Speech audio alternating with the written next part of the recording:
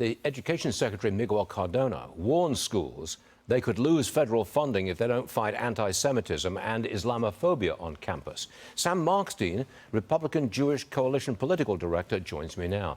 All right, Sam, is cutting federal funding to these schools a good idea? Good morning, Stu. So yes, it is a good idea. And just to put it in context, this week marks 1 month since the horrific Hamas terrorist attacks in Israel, but it also marks the 85th anniversary of Kristallnacht, which is the Night of Broken Glass, which was a precursor to the Holocaust in Europe.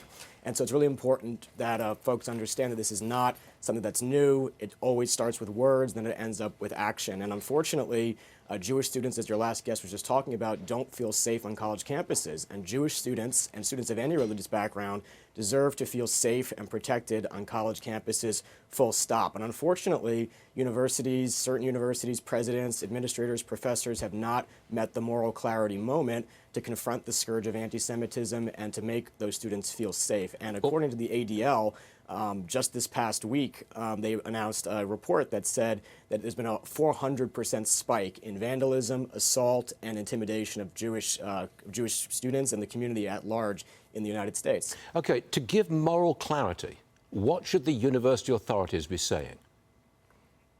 They should be saying, we unequivocally and unapologetically condemn Hamas terrorism. We stand with Israel. We stand with the Jewish community.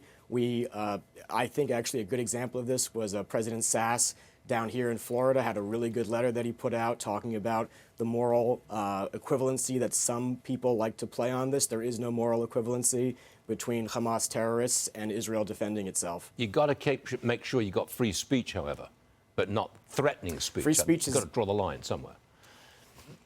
Free speech is definitely important, and we're all in favor of the First Amendment of free speech, and folks are certainly entitled to make fools of themselves on college campuses by talking about Hamas and parroting talking points, but we also reserve the right to hold them accountable for that as well. The Republican Jewish Coalition is one of the organizations hosting the third GOP primary debate, which is tonight.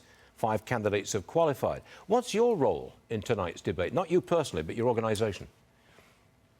So we're very honored and privileged to be partnering with the RNC for tonight's GOP presidential debate here in Miami, Florida.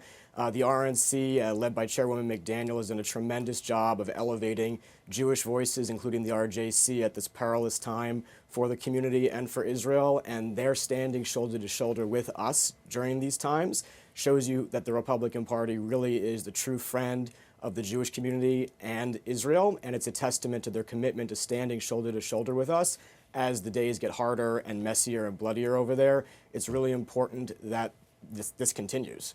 Got it. Sam Markstein, thanks very much for being with us this morning. We appreciate it, sir. Thank you.